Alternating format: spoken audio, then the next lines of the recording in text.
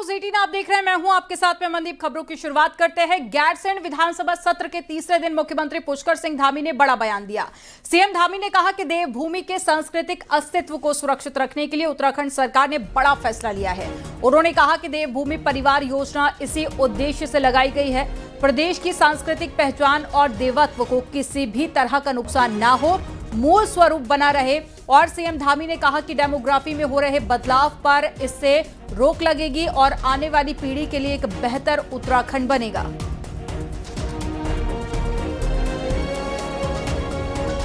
जो लेगेसी देवभूमि परिवार योजना क्योंकि एक ऐसी योजना है जिससे कि पूरे देवभूमि का जो आने वाले समय में डेमोग्राफिक रूप से, यहाँ के सांस्कृतिक रूप से, किसी भी प्रकार से यहाँ की जो देवत्व है उसको नुकसान न हो, देवभूमि का मूल अस्तित्व बना रहे, उसको लेकर ये योजना लाई गई है। और ये योजना हमारे बच्चों के भविष्य को सुरक्षित करने के लिए भी, भावी कर्णधारों को एक सुरक्षित उत्तराखंड मिले, उस दिशा में बहुत महत्वपूर्ण योजना है। गैरसैंण में चल रहे बजट सत्र के तीसरे दिन विधानसभा में कार्य संचालन नियमावली को लेकर सियासत गर्मा गई। विपक्ष ने आरोप लगाया कि सरकार गैरसैंण से भागना चाहती है, जबकि सत्ता पक्ष का कहना है कि सरकार 10 दिन तक भी सत्र चलाने को तैयार है। आपको रिपोर्ट में दिखाते हैं।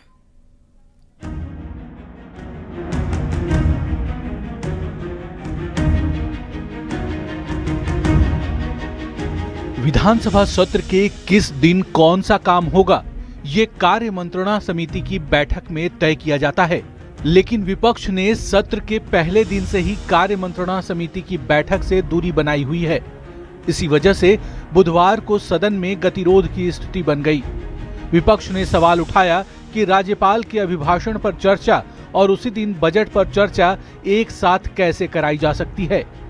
नेता प्रतिपक्ष यशपाल आर्य, कांग्रेस विधायक काजी निजामुद्दीन और प्रीतम सिंह ने इसे कार्य संचालन नियमावली की अवहेलना बताते हुए कहा कि सरकार जल्दबाजी में सत्र को समेटना चाहती है। विरोध के प्रतीक के तौर पर विपक्ष ने स्पीकर को कार्य संचालन नियमावली की प्रति भी सौंपी। कार्य मंत्रणा की बैठक में विपक्ष ने अपना एक प्रोटेस्ट किया था कि जब पीछे सदन हुए हैं, वो एक एक दो दिन के सदन करते हैं, तो प्रोटेस्ट स्वरूप उन्होंने इस्तीफा दिया। ये एक लोकतांत्रिक प्रक्रिया है, सदन चलाना सत्ता की जिम्मेदारी है। तो कई बार उनको डेडलॉक भी सत्ता को तोड़ना होता है, लेकिन उन्होंने कोई अपनी तरफ से पहल नहीं की। आज फिर कार्य मंत्रणा की जब समिति की रिपोर्ट रखी हाउस में, तो मैंने उस पर व्यवस्था का प्रश्न किया कि इस सदन में आप आज ही गवर्नर्स एड्रेस पर चर्चा कर रहे हैं, कल को आप बजट पर चर्चा करके दोनों एक एक दिन में पास कराना चाह रहे हैं। सदन परंपराओं से नहीं चल पा रहा है। और माननीय अध्यक्ष जी, हम महावीर राज्यपाल जी से भी अपेक्षा करते थे कि वो सदन को, सरकार को निर्देश दें कार्य अवधि बढ़ाने के लिए। वहीं विधानसभा अध्यक्ष रितु खंडूरी का कहना है कि कार्य मंत्रणा समिति की सिफारिशों के आधार पर ही सदन की कार्यवाही तय होती है। उधर सत्ता पक्ष ने भी विपक्ष पर पलटवार किया। संसदीय कार्य मंत्री सुबोध उनियाल ने कहा कि विपक्ष पहले सदन का बिजनेस तय करे, सरकार 10 दिन तक भी सदन चलाने के लिए तैयार है। कार्य मंत्रणा की बैठक तय करती है कि क्या कार्यसूची रहेगी, किस तरह का कार्य सदन में होगा। कार्य मंत्रणा की बैठक जब तय कर लेती है, उसके बाद उसे मैं वहां पढ़ती हूं और उसके बाद सदन जो है वो तय करता है कि हम इस जो कार्य मंत्रणा में तय हुआ है उसको हम आगे लेकर जाएंगे कि नहीं। तो ये जो सदस्य होते हैं कार्य मंत्रणा में, उनके द्वारा ये सूची बनाई जाती है। यानी बजट सत्र के तीसरे दिन भी सत्ता और विपक्ष के बीच टकराव जारी रहा और कार्य संचालन नियमावली को लेकर सदन में सियासी गर्माहट बनी रही। न्यूज 18 के लिए गैरसैंण से सुनील नौप्रभात की रिपोर्ट।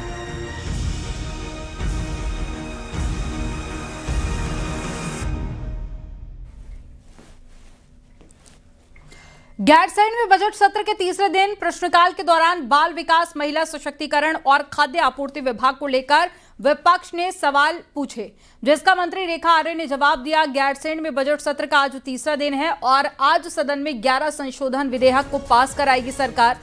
इन 11 विधेयकों में उत्तराखंड जन विश्वास विधेयक, समान नागरिक संहिता और साथ ही उत्तराखंड अल्पसंख्यक आयोग संशोधन विधेयक शामिल है। इसके साथ ही बजट पर चर्चा होगी। इसके साथ ही राज्यपाल के अभिभाषण पर धन्यवाद प्रस्ताव भी आएगा। वहीं प्रश्नकाल के दौरान बाल विकास, महिला सशक्तिकरण और खाद्य आपूर्ति विभाग को लेकर विपक्ष सवाल पूछेगा, जिसका मंत्री रेखा आर्य जवाब देंगी। और सत्र का तीसरा दिन हंगामेदार रहने के आसार हैं। जो हमारे कार्ड धारक है, समय समय पर अपात्रों को कार्ड हटाते हुए पात्रों को दिए जाने के संदर्भ में कि कब कब ये कार्य किया गया है, इस बारे में जानना चाहा है। तो वर्ष 2022 से 2026 के मध्य में अंत्योदय प्राथमिक परिवार राज्य खाद्य योजना के अंतर्गत राशन कार्ड जो बनाए गए अथवा निरस्त किए गए हैं, उसका विवरण इस प्रकार से है माननीय अध्यक्ष जी। वर्ष 2022-23 में अंत्योदय कार्ड जो निरस्त किए गए वो 10,110 है। प्राथमिक परिवार के 56,517 है। राज्य खाद्य योजना के 74,098 है। और जो बनाए गए कार्ड हैं वो हैं 5,345 अंत्योदय के, प्राथमिक परिवार के 44,468 और राज्य खाद्य के हैं 50,019। गैरसैंण में चल रहे विधानसभा सत्र के बीच में एक खास पहल देखने को मिली, जहां पर एक और सदन के अंदर राजनीति का तापमान चढ़ता उतरता रहा, तो वहीं पर सुबेर सोसाइटी के बच्चे लोकतंत्र की इस प्रक्रिया को समझने विधानसभा पहुंचे। ये अनाथ बच्चे जिनकी पढ़ाई लिखाई से लेकर रहने खाने तक की जिम्मेदारी एक निजी संस्था निभा रही है और विधानसभा की कार्यवाही को करीब से देखने पहुंचे इन बच्चों के लिए यह अनुभव बेहद खास रहा। बच्चों ने सदन की कार्यवाही देखी और जाना कि किस तरह से जनहित के मुद्दे पर चर्चा होती है और फैसले लिए जाते हैं। संस्था का कहना है कि बच्चों को पढ़ाई के साथ साथ लोकतंत्र और व्यवस्था की समझ देना भी जरूरी है।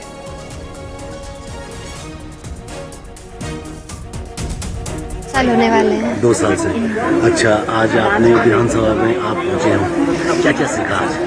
कि ये सब मतलब हमारे राज्य को कैसे चलाया जाता है, इसकी जो समस्या हो रही है राज्य में उनके बारे में चर्चा की गई। और हमसे जुड़े जितने भी अनाथ बच्चे हैं उनको आज हमने विधानसभा सत्र की कार्रवाई के लिए आमंत्रित किया और उनके द्वारा सत्र को देखा गया। सुबेर सोसाइटी से अभी तक लगभग 57 बच्चे जुड़ चुके हैं, लेकिन आज हम यहाँ पे 12 बच्चों को लेकर आए थे जिनके द्वारा की सदन की कार्रवाई को देखा गया। गैरसैंण में जारी बजट सत्र के बीच में प्रदेश के डीजीपी दीपक सेठ ने आज सुरक्षा व्यवस्था का जायजा लिया। डीजीपी गैरसैंण ने ड्यूटी पर तैनात पुलिसकर्मियों से बातचीत करके सुरक्षित रहने और साथ ही खाने पीने की जानकारी भी ली है। डीजीपी ने माना है कि पुलिस कर्मियों के लिए व्यवस्थाएं पर्याप्त नहीं हैं और फिलहाल अस्थायी इंतजामों के सहारे ही सत्र की ड्यूटी कराई जाती है। उन्होंने कहा है कि भविष्य में पुलिस कर्मियों के लिए स्थायी आवास और बेहतर सुविधाएं देने पर गंभीरता से काम किया जा रहा है। वो साझा करने के लिए, उनसे जानकारी लेने के लिए आज हम लोग छोटे छोटे ग्रुप्स में उनसे एक अनौपचारिक संवाद, एक वार्ता कर रहे हैं, जिसमें उनके यहाँ जो ड्यूटी की चुनौतियाँ हैं, उनके जो रहने के खाने के प्रबंध हैं और इसके अलावा गैरसैंण ड्यूटी की कानून व्यवस्था की जो ड्यूटी है यहाँ, उसके अतिरिक्त और बहुत सारे बिंदुओं पे एक इनफॉर्मल उनके साथ फीडबैक हुआ। देहरादून पुलिस का ऑपरेशन क्रैकडाउन जारी है, जहां पर पुलिस ने आईएसबीटी स्थित एमडीडीए कॉलोनी में छापा मारा और 22 संदिग्धों को हिरासत में ले लिया। पहचान के वैध दस्तावेज नहीं मिलने पर इन पर कार्रवाई भी की गई। वहीं बिना वेरिफिकेशन किराएदार रखने वाले 15 मकान मालिकों पर भी 1.5 लाख रुपए का जुर्माना लगाया गया। सत्यापन में नियम तोड़ने वाले अन्य 35 लोगों के लिए भी चालान किए गए हैं। वहीं पटेल नगर में पुलिस, एसओजी और डॉग स्क्वाड ने भारी फोर्स के साथ में सर्च ऑपरेशन चलाया। पुलिस का कहना है कि यह अभियान लगातार जारी रहेगा।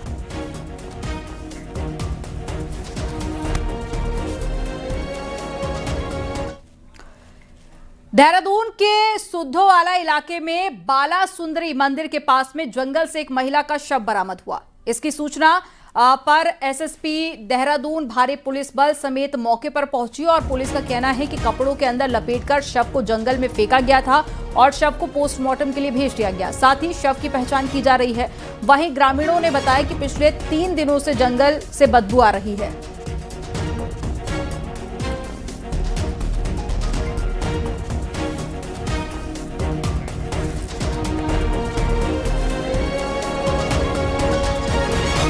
विकासनगर में वन विभाग के एसटीओ के साथ में मारपीट करने वाले 2 आरोपी मनीष चौहान और अरुण चौहान को गिरफ्तार कर लिया गया है। मामला 27 फरवरी का है, जहां बाड़वाला यमुना पुल पर जब एसटीओ राजीव नयन नोटियाल खनन से लदे डंपर की वीडियो और फोटोग्राफी कर रहे थे, तभी आरोपियों ने एसडीओ से मारपीट की, जिसके बाद में मामले में मुकदमा दर्ज कराया गया।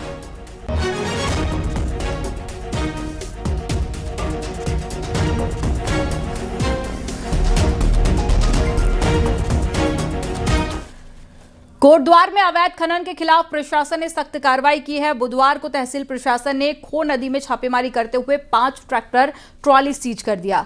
झूला पुल के पास में खो नदी में प्रशासन और पुलिस की संयुक्त टीम ने औचक निरीक्षण किया और इस दौरान नदी में अवैध खनन करते हुए 5 ट्रैक्टर ट्रॉली पकड़ी गई। सभी को मौके पर ही कब्जे में लेकर सीज कर दिया गया है। साथ ही चालान की कार्रवाई भी की गई।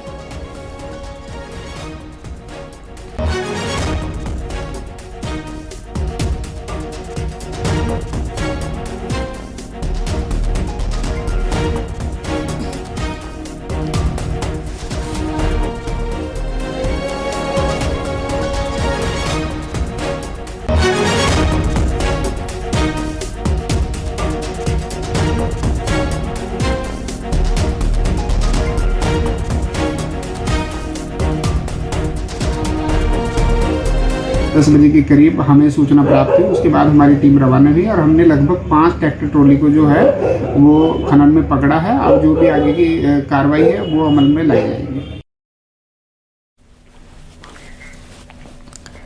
रसोई गैस को लेकर लोगों की परेशानी शुरू हो गई है। देहरादून के बंगाली कोठी इलाके में भारत गैस की एजेंसी में लोगों की भीड़ दिखाई दे रही है। जहां लोग सिलेंडर लेकर पहुंचे हैं तो कई लोग इस कदर परेशान हैं कि लोगों की गैस बुकिंग ही नहीं हो पा रही है। ऐसे में लोग खाली सिलेंडर लेकर गैस एजेंसी पहुंच गए।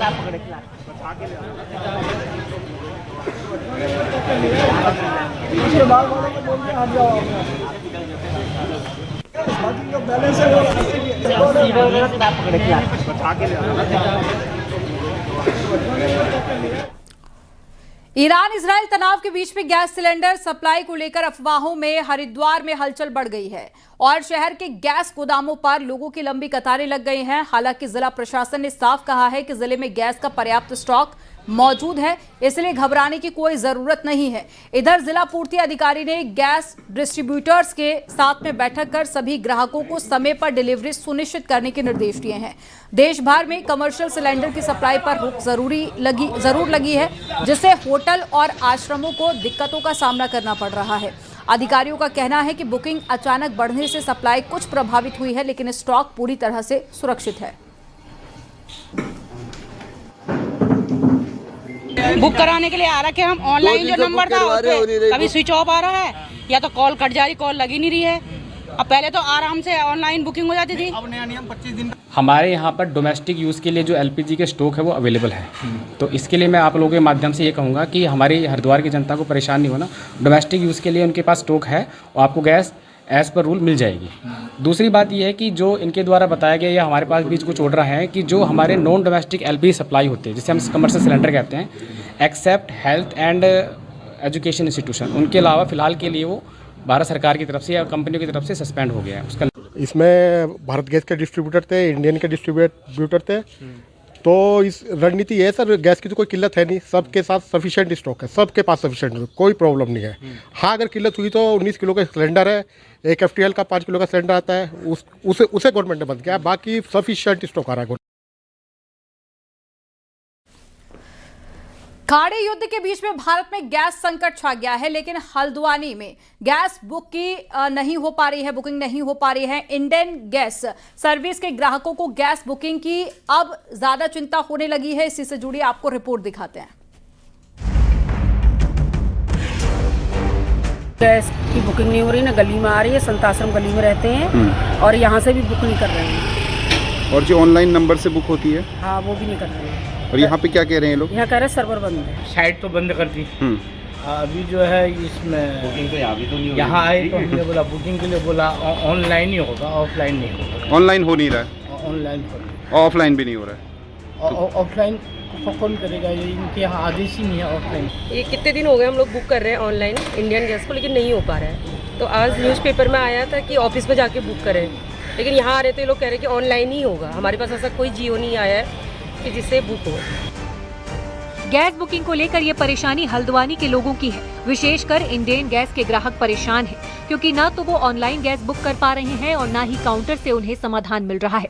ऐसे में कुमाऊं में तकरीबन 14 लाख से ज्यादा घरेलू और 20,000 कमर्शियल ग्राहक परेशान हैं। उनके मन में गैस मिलेगी या नहीं इस सवाल का संशय है। दूसरी तरफ प्रशासन का दावा है कि घरेलू गैस के लिए भरे हुए सिलेंडर पर्याप्त मात्रा में उपलब्ध है। IOC का सर्वर गड़बड़ है, लिहाजा इसके ठीक होते ही बुकिंग होने लगेगी। कल से थोड़ा उसमें इश्यूज है, नहीं चल पा रहा है, तो उसी को देखते हुए कुमाऊं मंडल विकास निगम जिनके द्वारा ये एजेंसी संचालित है, उनके संज्ञान में भी और इंडियन ऑयल के अधिकारियों के संज्ञान में भी ये प्रकरण लाया गया है। और IOCL के अधिकारियों का ये कहना है कि इसको हम लोग 1 या 2 दिन में इस सॉफ्टवेयर में जो इश्यूज आ रहे हैं उसको रिजॉल्व कर देंगे, उसके बाद से बुकिंग शुरू हो जाएगी। दरअसल कुमाऊं में कुल 95 गैस एजेंसी सप्लाई का काम करती हैं, जिसमें BPC और HPC की बुकिंग तो सामान्य है, लेकिन IOC की ऑनलाइन बुकिंग हर तरह से ठप है, जिससे ग्राहक परेशान हैं और खाली सिलेंडर लेकर गैस एजेंसीज का रुख कर रहे हैं। हल्द्वानी से न्यूज़ 18 के लिए शैलेंद्र नेगी की रिपोर्ट।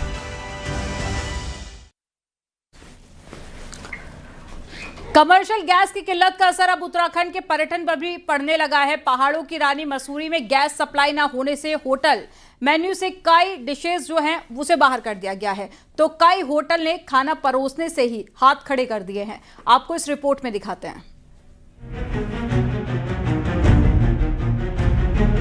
मसूरी के लोगों की आर्थिकी पूरी तरह से टूरिस्ट पर निर्भर है, लेकिन जिस तरह से कमर्शियल गैस की आपूर्ति ठप है, उसका असर अब होटल इंडस्ट्री पर दिखना शुरू हो गया है। पर्यटक आ तो रहे हैं, लेकिन उनके लिए रेस्टोरेंट कैसे चले, यही चिंता आजकल होटल इंडस्ट्री से जुड़े लोगों के सामने आ गई है। मसूरी होटल एसोसिएशन से तकरीबन 250 होटल जुड़े हैं, जिनके सामने अब अपने स्टाफ के साथ साथ टूरिस्ट के लिए खाने देने का संकट है। कुछ होटल इंडक्शन पर निर्भर हो गए हैं, तो कुछ होटल ने अपने मेन्यू को ही छोटा कर दिया है, तो कुछ ज्यादा मात्रा में खाना बनाने लगे हैं।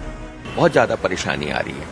आज की ये स्थिति आ गई है। कुछ एक होटेलियर्स का फोन भी हम लोगों के पास लगातार आ रहा है, जिसमें कि हमारे को ये दिख रहा है कि हम लोग उनको कहीं से भी मदद नहीं कर पा रहे हैं। उनको अपने किचन्स, जो उनके व्यवसायिक किचन्स हैं, उनको जो है बंद करने की कगार पे पहुंच गए हैं। वहीं मसूरी नगर पालिका की तरफ से CM धामी और मुख्य सचिव से अपील की गई है कि कमर्शियल गैस की आपूर्ति मसूरी में पहले करवाई जाए, क्योंकि कई होटल में शादी शेड्यूल हैं, जिसके चलते बड़ी समस्या खड़ी हो गई है। अभी होटल एसोसिएशन के साथ भी मेरी बातचीत चल रही थी, जिनका कहना है कि लगभग कल से हम लोगों के किचन भी बंद होने जा रहे हैं, क्योंकि हमारे पास कमर्शियल गैस आ ही नहीं रही है। मेरी जो यहाँ एजेंसी है, गैस एजेंसी, मेरी उनसे भी बातचीत हुई थी, तो उनका भी यही कहना था कि हमारे पास आगे से सप्लाई नहीं है, और विशेष रूप से जो कमर्शियल सिलेंडर हैं वो हमने कंप्लीट रूप से सप्लाई हमने बंद कर दी है। यानी इस वीकेंड में मसूरी जो लोग भी घूमने जाने का प्लान कर रहे हैं, उन्हें पूरी जानकारी के साथ ही अपनी बुकिंग करानी होगी। कहीं ऐसा न हो कि रहना कहीं पड़े और खाना कहीं और। न्यूज़ 18 के लिए मसूरी से भारती सकलानी उनियाल की रिपोर्ट।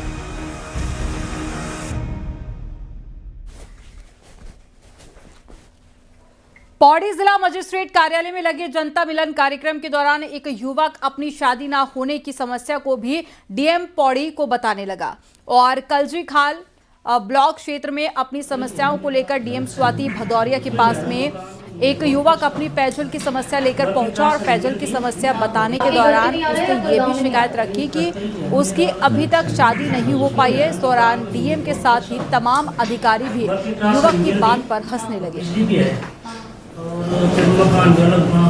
आपके घर पे नहीं आ रहा है या पूरे गांव में नहीं आ रहा है? घर पे ही है, मेरा अलग कनेक्शन उसमें नहीं आ रहा, मकान में नहीं है, बहुत परेशान। वर्किंग क्लास मिल रही है और बिजली भी है और फिर मकान भी अलग, शादी भी नहीं हुई। आपके घर पे नहीं आ रहा है या पूरे गांव में नहीं आ रहा है? घर पे ही है, मेरा अलग कनेक्शन उसमें नहीं आ रहा, मकान में नहीं है, बहुत परेशान। वर्किंग क्लास मिल रही है और बिजली भी है और फिर मकान भी अलग। चलिए अब देखते हैं पहाड़ टॉप 10। रुद्रप्रयाग के होटल में महिला की हत्या का खुलासा हो गया है। पुलिस ने महिला का लिव इन पार्टनर अरुण और उसके दोस्त अक्षय को गिरफ्तार किया।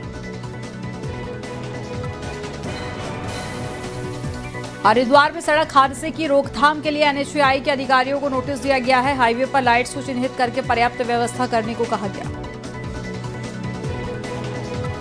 गर्मी बढ़ने से जंगलों में आग का खतरा बढ़ गया है। विभाग की चुनौती जिम कॉर्बेट को बचाने की है। विभाग ने अपनी तैयारियां तेज कर दी है। देहरादून आरटीओ ने अभियान चलाया, जिसके बाद में 16 जुगाड़ गाड़ियों को स्क्रैप किया गया, जबकि 130 गाड़ियों के चालान काटे गए। हरिद्वार जिला कलेक्ट्रेट में महिला आयोग अध्यक्ष ने सुनवाई की और 18 महिलाओं की समस्याओं को सुना गया। अल्मोड़ा में महिला आयोग के सदस्य द्वारा महिलाओं की समस्या सुनी गई है, साथ ही इन समस्याओं के जल्द समाधान का भरोसा भी दिया गया। पिथौरागढ़ में थल तहसील के सुनेती गांव में अवैध सड़क कटान पर हाईकोर्ट ने रोक लगा दी है और सरकार समेत सभी पक्षकारों से जवाब मांगा है। उत्तरकाशी पुलिस ने 19 चोरी किए गए मोबाइल को उनके मालिकों को लौटा दिया है। अपने गुम हुए मोबाइल पाकर लोग खुश हो गए। हरिद्वार में मनसा देवी मंदिर की पहाड़ी और हिल बाईपास पर किए जा रहे मरम्मत के कामों का डीएम ने स्थलीय निरीक्षण किया। काशीपुर में बुधवार को शीतला अष्टमी का पर्व धूमधाम से मनाया गया। प्राचीन सिद्धपीठ शीतला मंदिर में सुबह से श्रद्धालुओं की भीड़ लगी रही।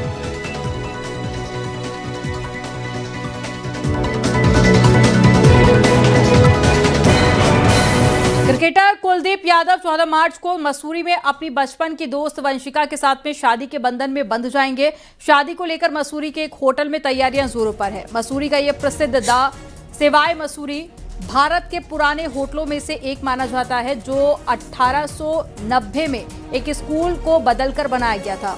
आधिकारिक तौर पर 1902 से इसे पर्यटकों के लिए शुरू किया गया था। यहां अब प्राइवेट इवेंट ही करवाए जाते हैं। पिछले दिनों क्रिकेटर ऋषभ पंत की बहन की शादी भी इसी होटल में हुई थी। अब क्रिकेटर कुलदीप यादव भी पहाड़ों की वादियों में इसी जगह शादी के बंधन में बंधेंगे। होटल की खासियत है कि ये अंग्रेजी गोथिक वास्तुकला शैली में बना है और इसी होटल में कभी जवाहरलाल नेहरू और इंदिरा गांधी भी आकर रुका करते थे।